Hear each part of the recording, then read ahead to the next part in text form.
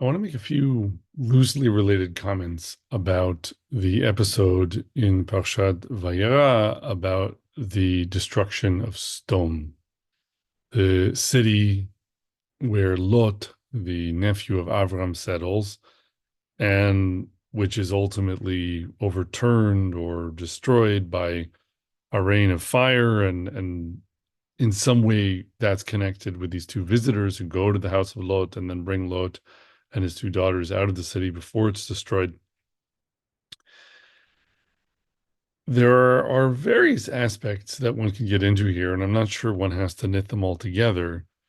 But I think the overarching theme, which is interesting in Stone, is that in some ways, and in quite disturbing ways, it's maybe arguable that this is how the Torah wants to make a detailed study of the politics of democracy. Or I don't necessarily want to say democracy because that has a very specific meaning, but more like the idea of the city and a polity that is ruled at some level by some notion of the will of the people. And, there are various kinds of political systems, and obviously every political system that functions at all at some level has to have the support and participation of its citizens. But some ideologies that undergird political systems try to, let's say, push the consent of the public out of view and focus on the power of, say, a monarch or something like this, whereas others try to kind of elevate and celebrate the role of the public, even if in fact always, the public consents one way or another to granting power to whoever's leading them.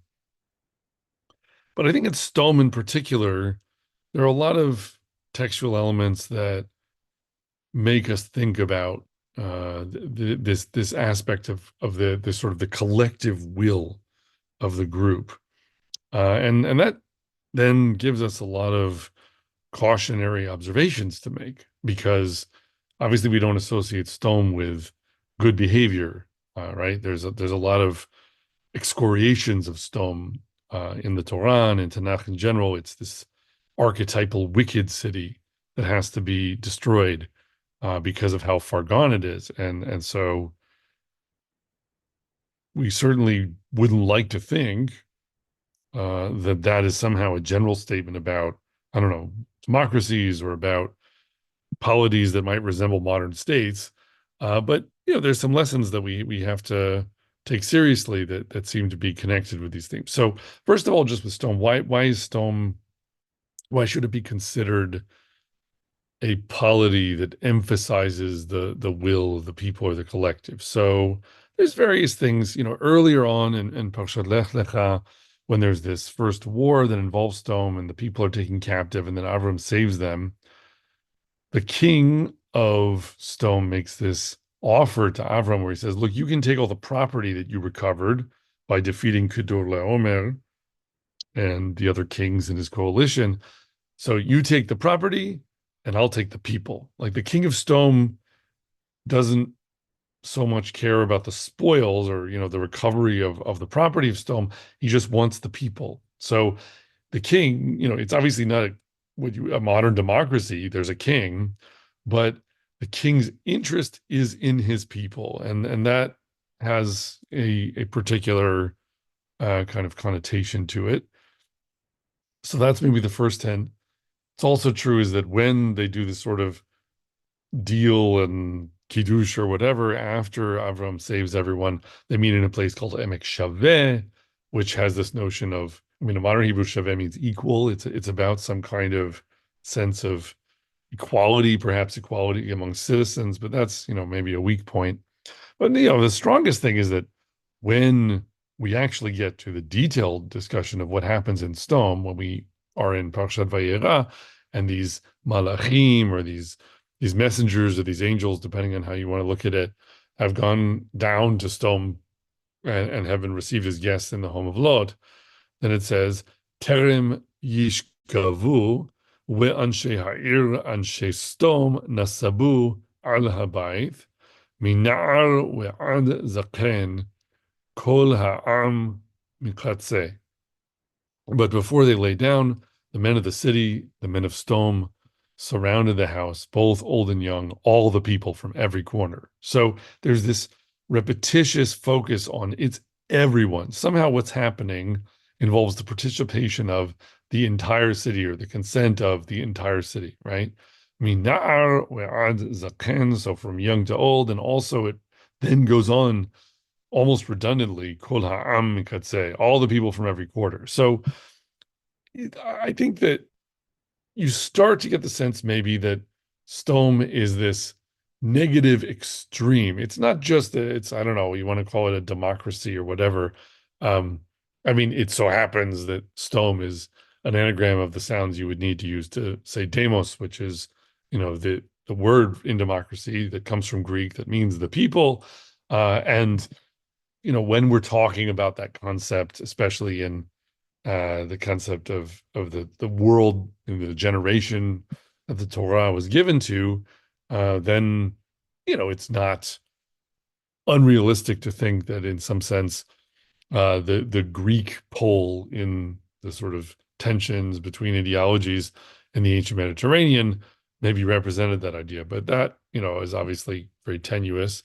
But still, just the fact that we're talking about these people all getting together and it's everyone is represented, we're not just seeing democracy in action, we're seeing kind of a negative fantasy about what are the worst things that could happen if you had a narrow and simple political principle that said whatever all the people agree on must be correct, right?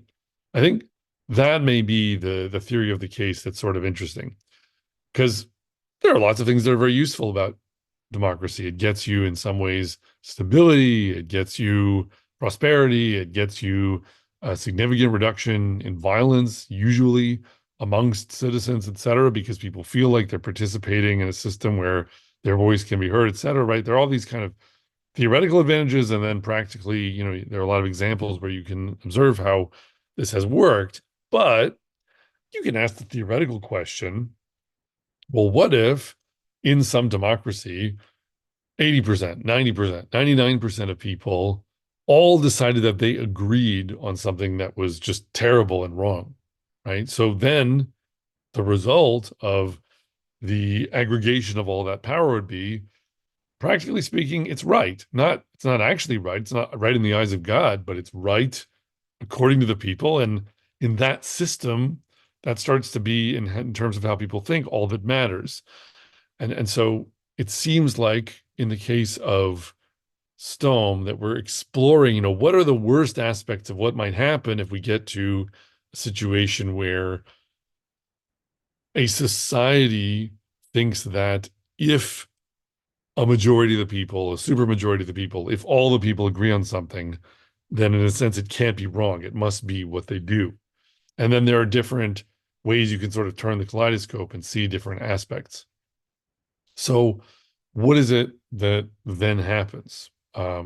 So the people are demanding to know who is it that's in Lot's house that he's having this feast for. It says, "Vayikrehu el Lot vayomeru lo ayeh ha'anashim asher ba'u elecha halayla hotzi'em elenu v'neda'u otam." So they called to Lot and said to him, "Where are the men who came to you this night? Bring them out so that we may know them." And obviously, the famous translation of "we may know them" is that it has something to do with sexuality, and that indeed can be the case. There's a reading, that we can give to things where we explore that possibility. Before we get into that, um, I think the main thing is that what we're being shown here is that this is about these guests in Lot's home and the state or the city or the demos, right? The populace, however you want to look at it, is coming in unanimous agreement that they're demanding some kind of access or knowledge.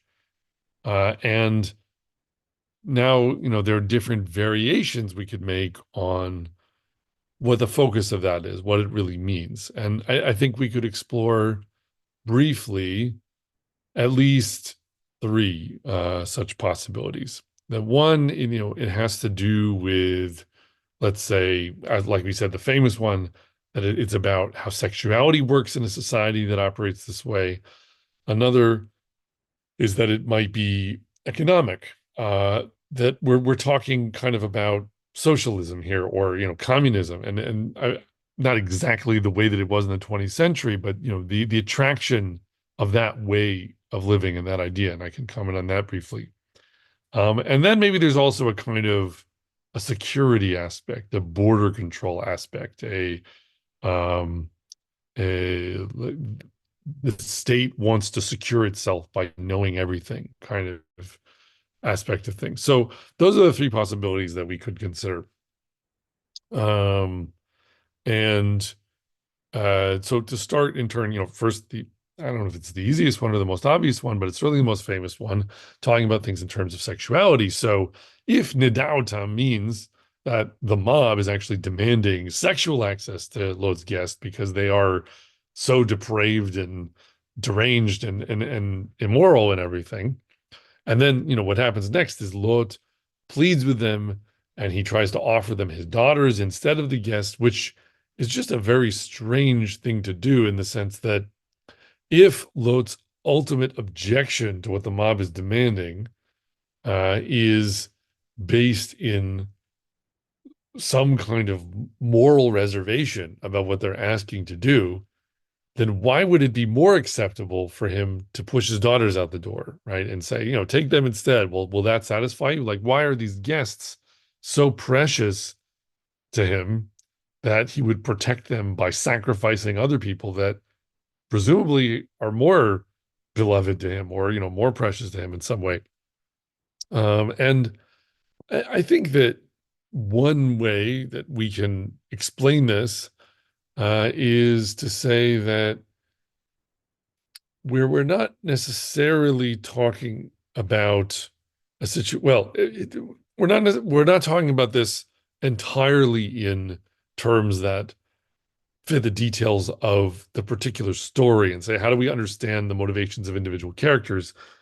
We also can learn things about the archetypal roles, or the general statement about a society that this kind of a situation is making. So, in the case of Lot, who knows? It might be that he has some kind of tribal morality that says that guests have to be protected. He's kind of Bedouin about it or something, being Avram's nephew. And so he has to protect his guests at any cost. He doesn't think women have as much, value, or, need to be protected as much, or, you know, his daughters who have not been known by a man, he had been planning at some point to marry them off, and he's kind of treating them like his property that he has protected the economic value of, and now he can offer them as a bribe, so to speak, right? So there are different kinds of ways if you're talking about it in the personal details, but I think the more interesting thing is to say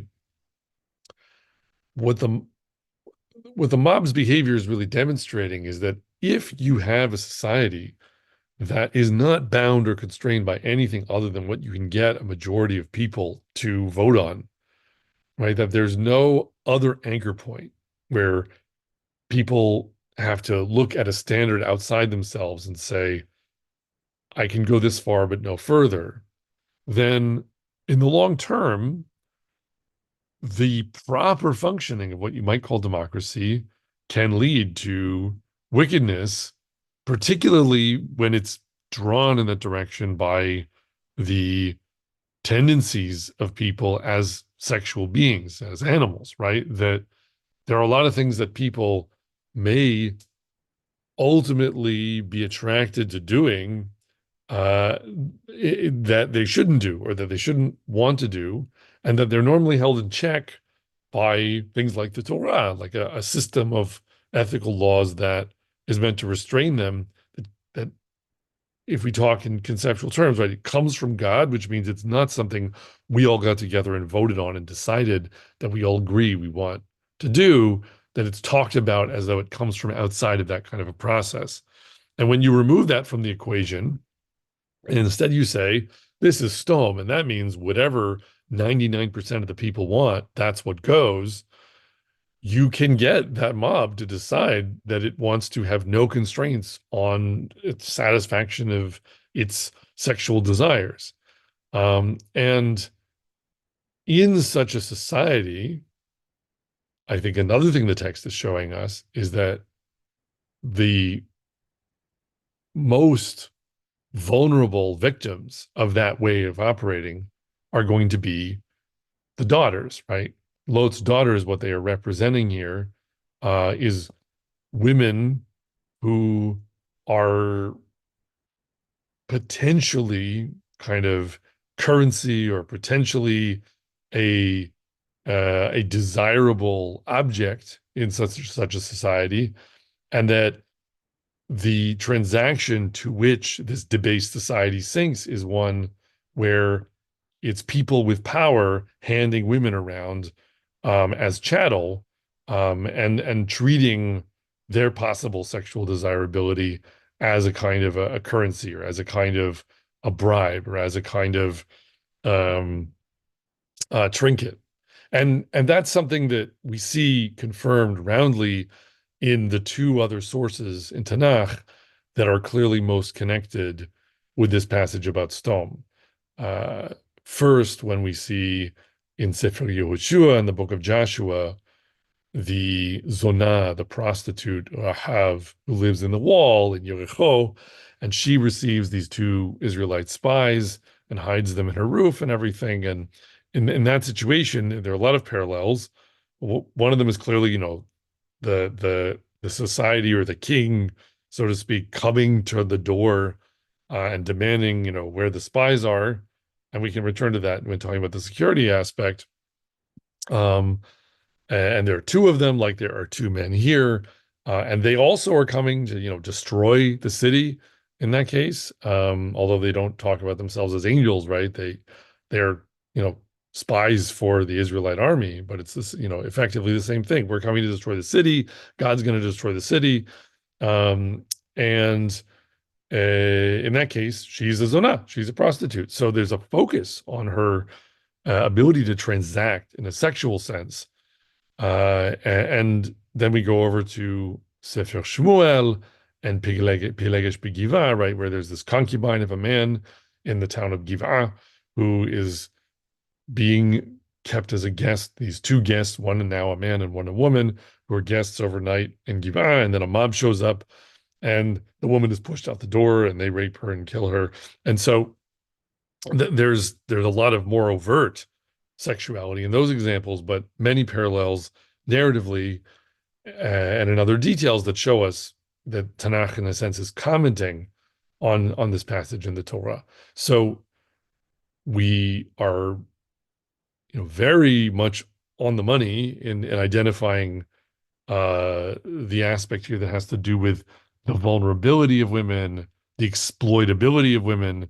That in one case we have a prostitute who is making her living by selling her sexuality, and in another case we have a maybe you could say a slightly well, I mean, a concubine and a prostitute. Obviously, we have to work hard to find the line, to distinguish them. But maybe this concubine, the Pilegesh in Giva, is not a prostitute, but she's still, in that family of professions. And it's about, again, her vulnerability, her usability, ultimately, the fact that she's not just used, but even killed. And so that's clearly a theme that we're meant to pick up on.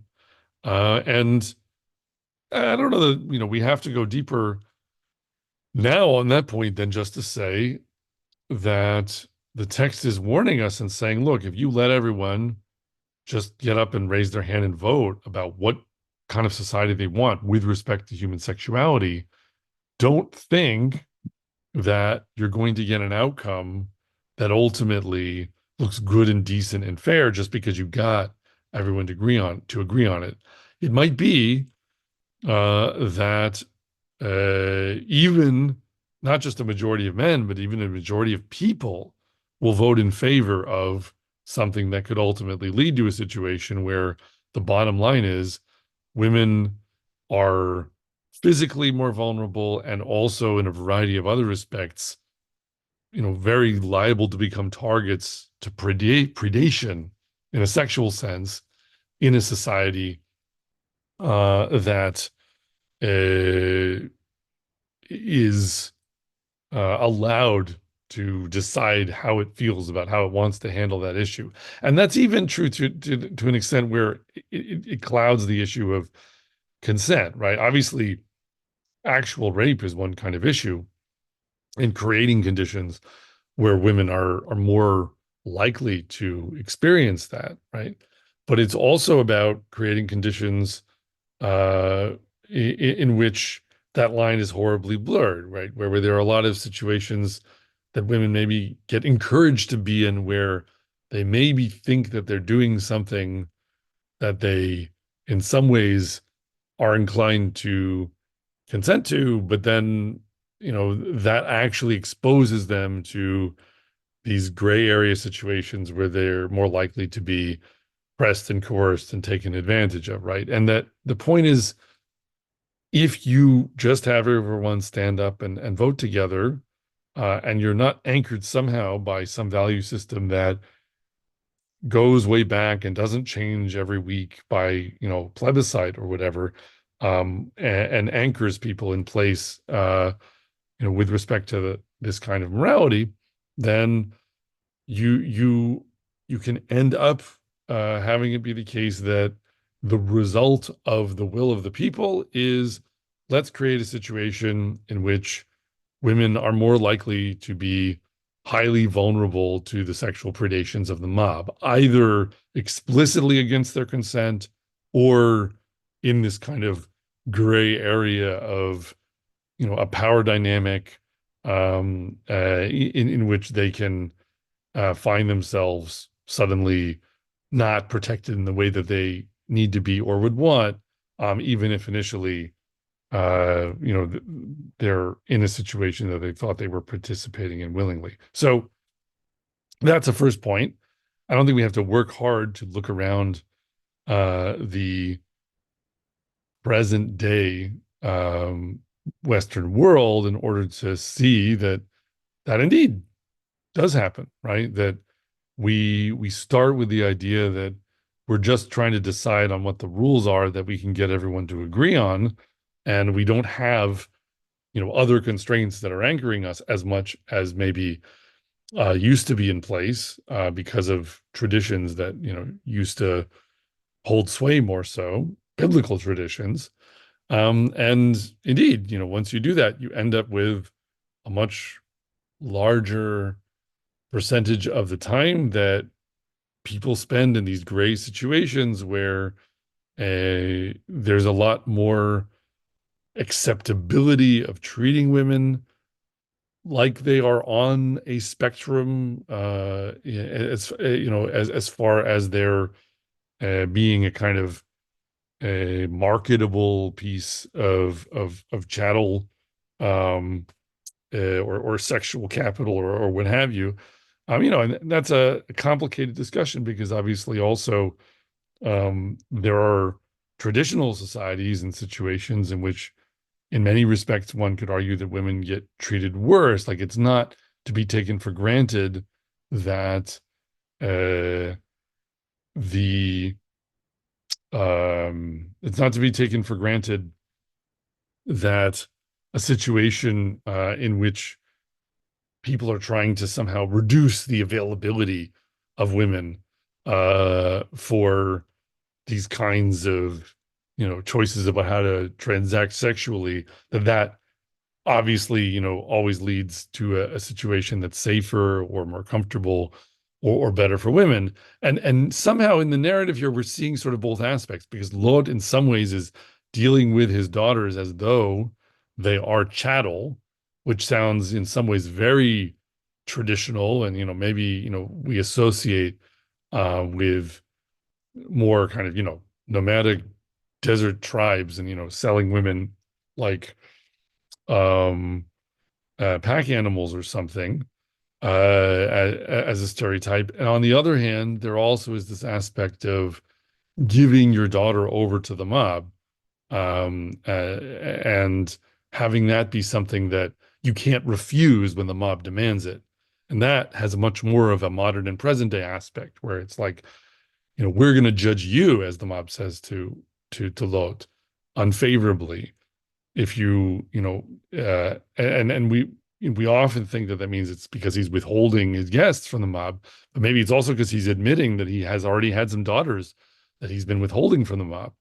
Um, and the mob doesn't like that. The mob has created a system in which you get condemned for not making your daughters available for the use of the mob, as is basically expected in modern Western society now. That the idea of uh, holding back from participation in satisfaction of the sexual appetites of the mob, that's seen as backward and maybe even controlling and therefore abusive and all sorts of other things. So a lot of elements swirling around this issue, even if you just think in terms of sexuality in this particular passage. But there also are other aspects that you get from the same passage when you think about economics, for example. So we have a famous statement from Chazal about Sodom, that the attribute of Sodom was sheli sheli v'shelcha shecha. It's mine is mine, and what's yours is yours.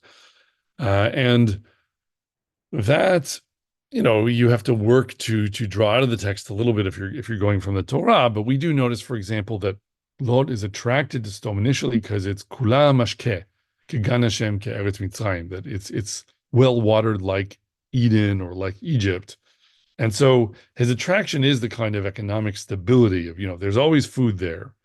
But then what Sodom does with that, now, where we're talking about wineda, like we want to know, if it's not about sexuality, then what is it about? What do they want to know? Why do they care about the guests?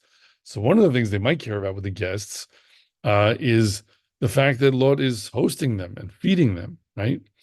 The rabbinic commentaries that we have suggest, and this is also, read from Sefer Yechezkel, where Yechezkel says, what were the sins of Sodom? And one of the sins of Sodom was sivat lehem, the satiety of bread, and also, not strengthening the hand of the poor. So there's this notion of there's no such thing as tzedakah or the generous giving to those in need in Sodom.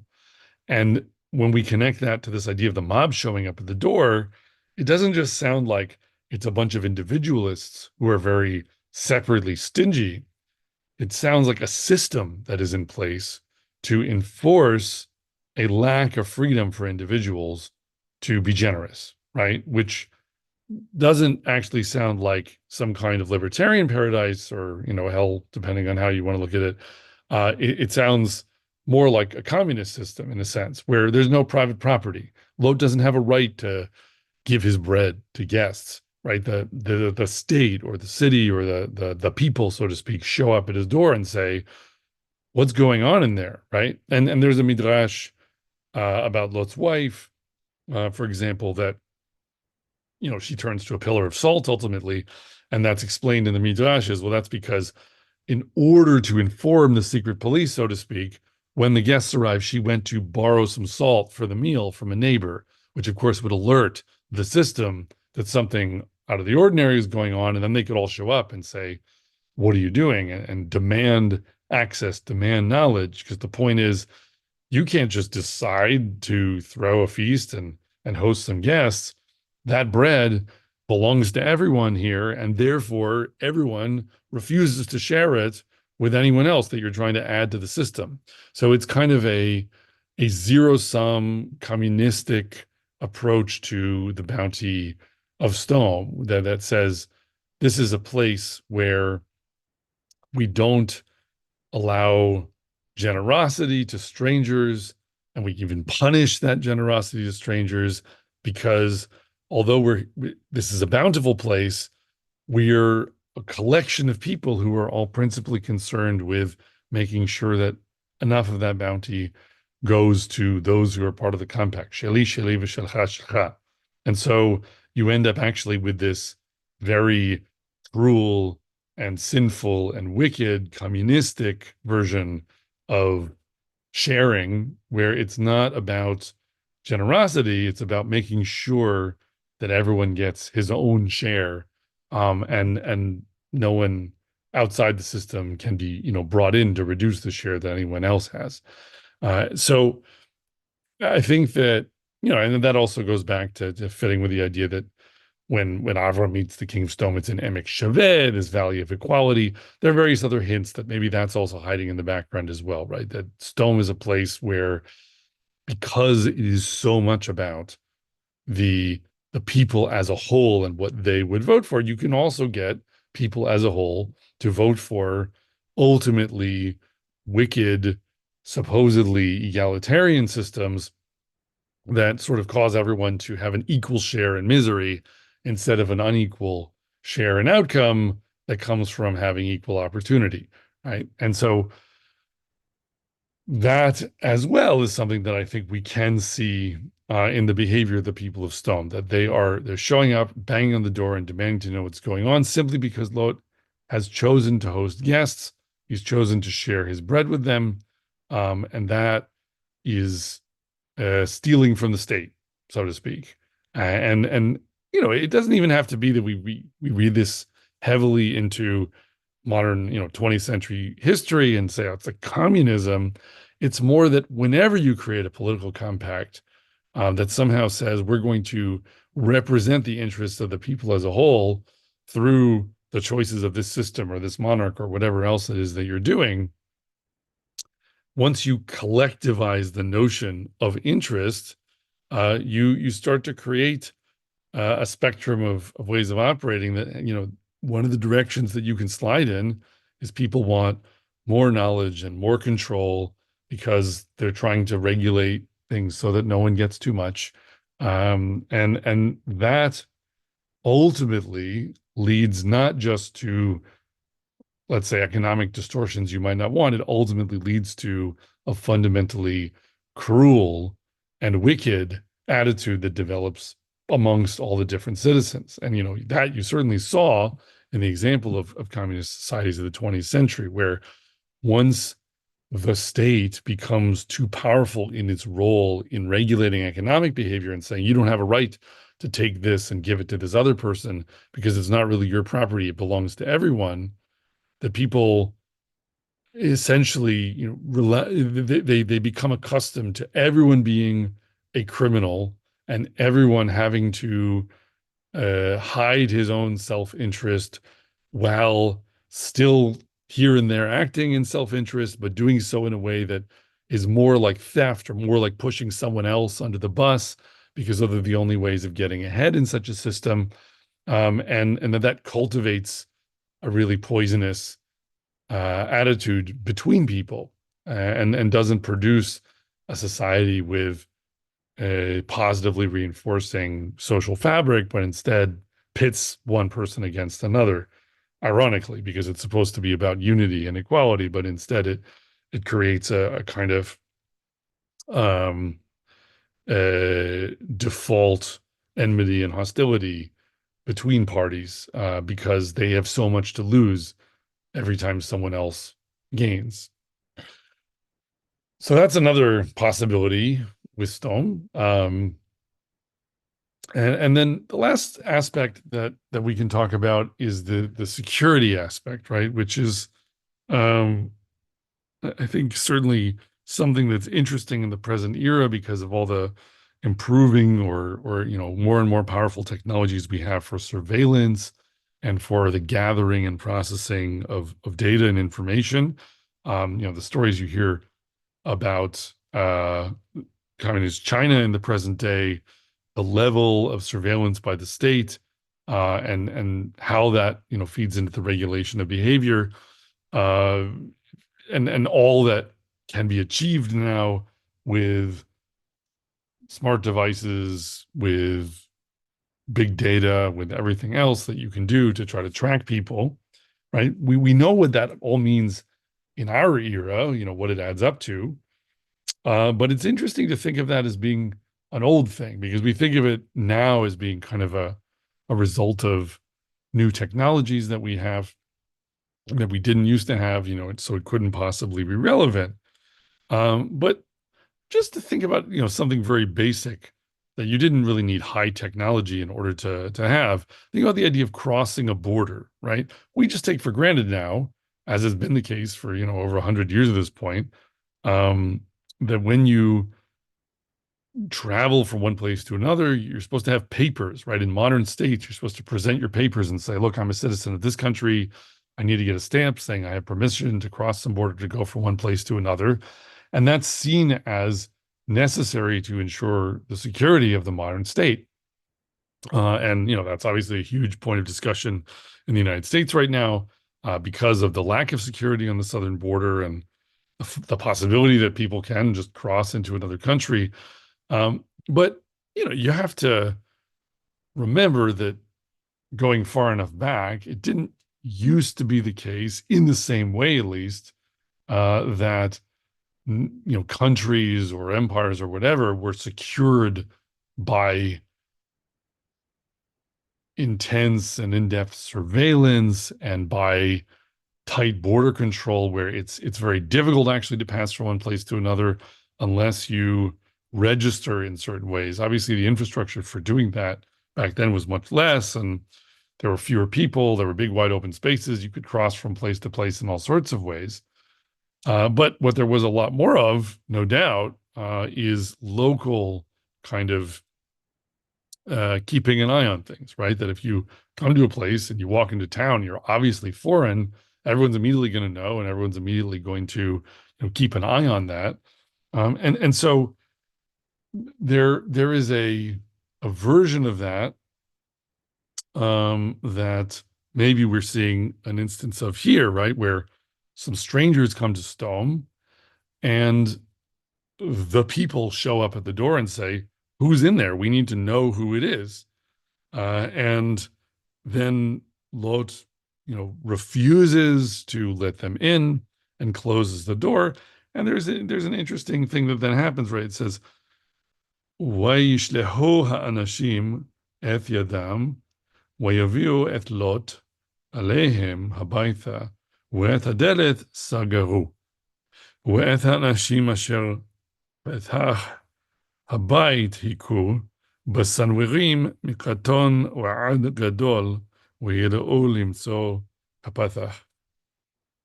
So the men put forth their hand and pulled Lot into the house to them and closed the door. And they struck with blindness, with sanwerim, the men who were at the door of the house, both small and great, so that they wearied themselves trying to find the door. So a few different things here. First of all, because especially of the example that we have in Rahav in Yericho, as we talked about in the book of Yehoshua, where we have spies who have come as at the behest of a foreign army to scout the city of Yericho before it is sacked and destroyed. That example shows us that at some level, from the standpoint of security, it's not unreasonable for a city to want to know, who are these foreigners who are staying in someone's house? Because sometimes they are spies for a foreign army. And when we view it in those terms, it suddenly seems kind of legitimate for them to be demanding to have this information. And when we compare it especially to modern states and think about all of the effort that goes into, under normal circumstances, controlling who crosses a border because of issues of security, it seems perfectly natural. It's like, well, yeah, of course you have to keep track of that, because otherwise you get invaded. You can have enemies come into your midst freely if no one's watching this and no one's keeping track of it. So that is a reading that maybe starts to make us think, okay, if that's how we're viewing it, if we didn't know that the text was separately telling us that the people of Sodom were very, wicked, we would say, well, is it so fair for Lot to say, I'm going to have some illegal immigrants come into my home and I'm going to deal with them in private, and I refuse to reveal these people to the state? That's more common than it used to be in America, at least. But historically, that's been considered a crime. And not without an argument for, why it needs to be, because if you don't criminalize that kind of behavior, then you have all sorts of security vulnerabilities and other kinds of issues that can result.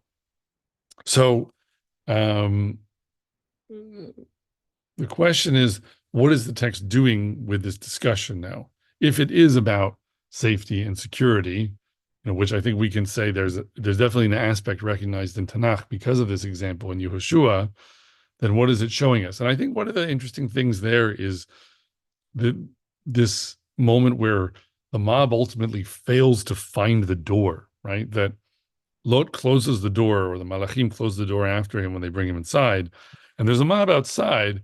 And it sounds, it requires a kind of miraculous understanding in the narrow sense, because they're right outside. They already saw a guy go in the door. How can the mob not find the door? So it has to be something kind of dazzling and magical seeming, that they were literally blinded by light and they couldn't find the door.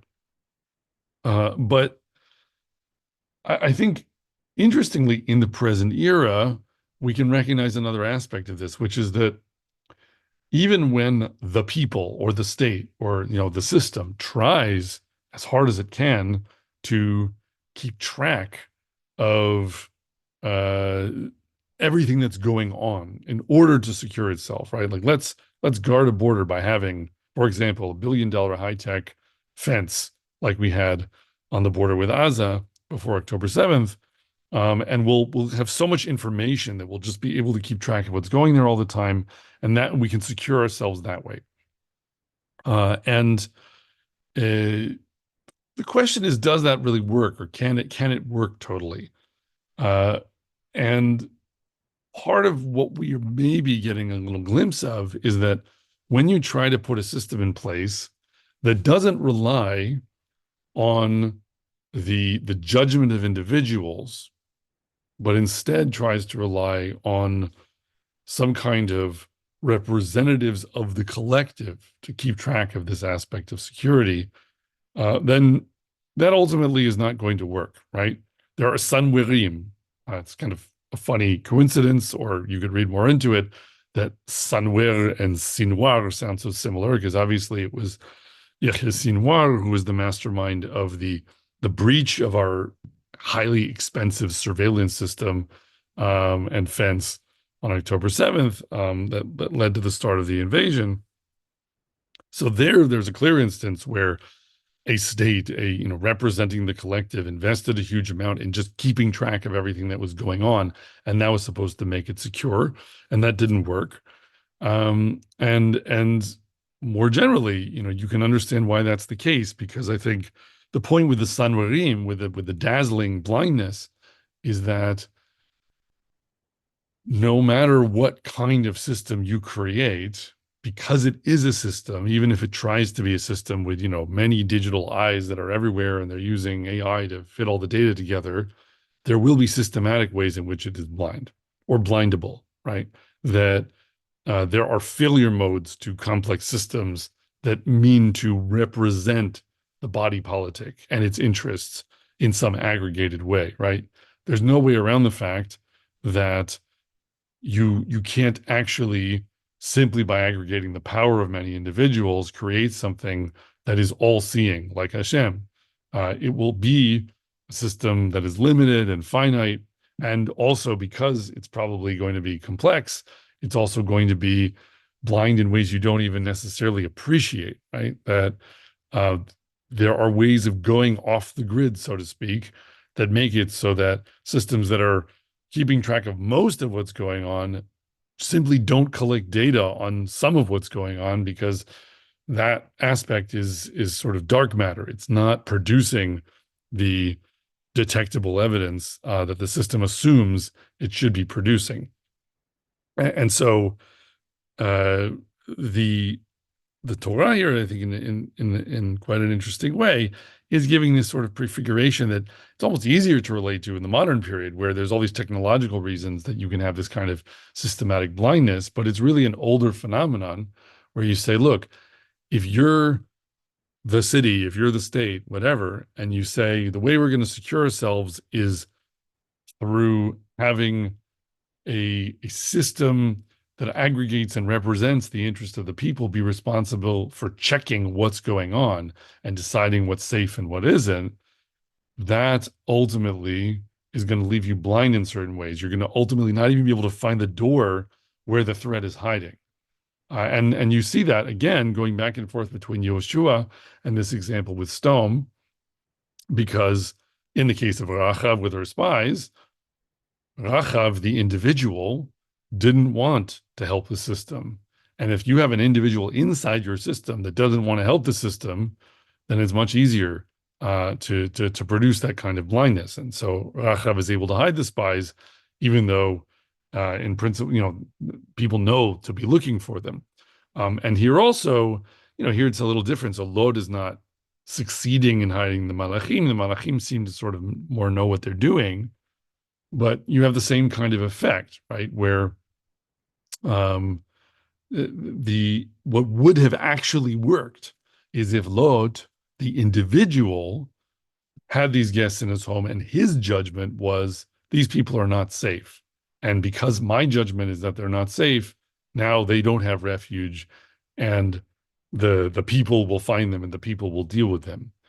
But if the system is out looking for them, but individuals are making their own judgments and are not cooperating, then the system, ultimately is going to be blind. And so I think part of what we're seeing the Torah pointing towards in that case is saying, look, if your society is going to be safe, ultimately, that may be because of a lot more individual observation and judgment and responsibility, and less of trying to solve this problem by aggregating power and giving a sort of remit for surveillance and judgment to a system.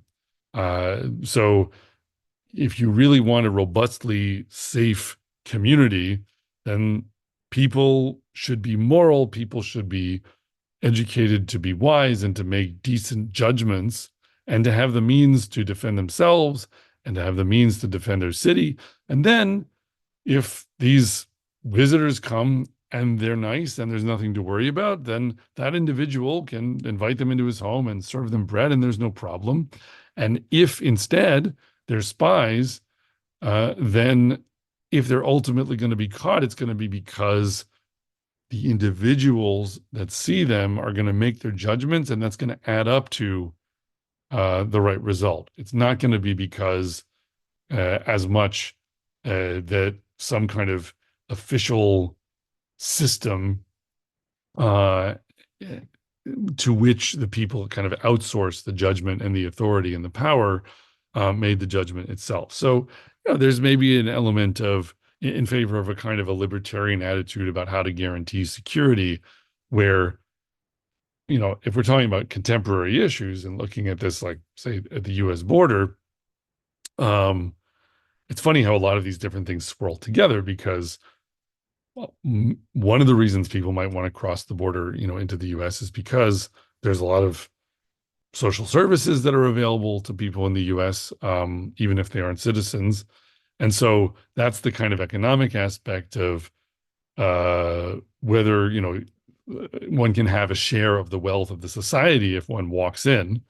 And then there's also obviously the security aspect to consider.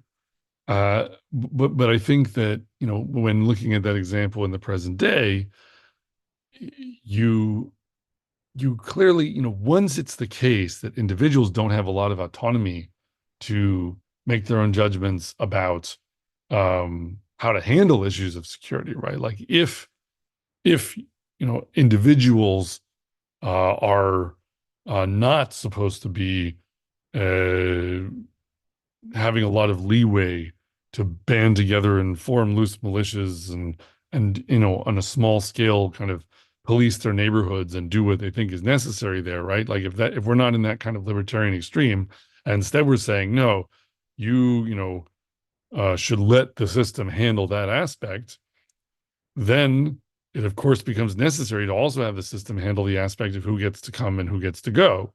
Because uh, you're not giving individuals the ability to perform that kind of triage. Um, but the Torah may be saying that if you want something that really works and is kind of impenetrable or, very robust, then you would like ideally to have it be the case that individuals, can separately make their judgments about, what's safe and what's to be trusted and what's correct, and have the means to act on that and the remit to act on that, like where it's not the case that they're sort of forbidden from acting in their own interest. And that's something that I think also in the present day, we can think about not necessarily as much with what you would call borders, but with all the situations involving security in Yudan Shomron, for example, the paralyzing situation uh, that has existed there for many years is one where the army says only the army has the right to do anything about people's safety. I mean, that's one can modify that statement, but to a first approximation, you're not supposed to go and say, "Oh, well, my town lately has been unsafe because there have been attacks coming from that village over on the other hill. And so now we have to go do something about it." If something's going to be done about it, it's going to be done through the official channels, right? That collectivize the security responsibility. But once that collectivization happens, then you have a bunch of people who are sitting ducks if the army isn't going to do something about it. And so a lot of the tension and a lot of the, what people have accused uh, some Jews of in terms of lawlessness is clearly a downstream result of a situation in which there is too little ability for individuals or small groups and small communities to deal with questions of their own security with a lot of autonomy and license. And instead, if you put people in a situation where no, the state is the monopoly on this, and the state has to be the one to deal with it, and then you also create a situation where the state is either blind or the state refuses to deal with or refuses to see certain problems because of whatever political considerations, then it becomes a really wicked and terrible situation where people are basically forbidden from protecting themselves and their families. And that obviously ultimately leads to a lot of undesirable unrest. So obviously this has been a lot of different fragmentary observations, but I think, summing up that there are many aspects of this story about Sodom that all seem to connect in one way or another to how do we think about the city or the state, the polis, the aggregated will of the people and how it plays out politically, how it plays out in terms of different big trends and how people organize themselves, having to do with social mores regarding sexuality or economics or security.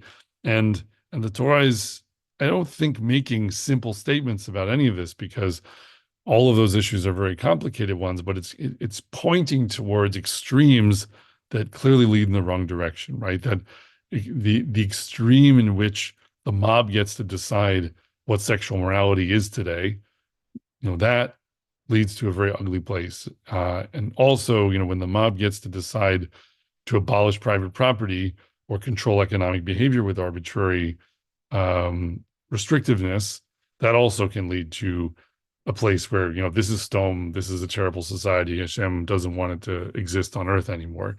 And lastly, as well, the overreaching surveillance state that's trying to keep everyone safe by tracking everything and threatening everyone with any anything that they do to withhold information from the state, ostensibly, for the sake of everyone's safety.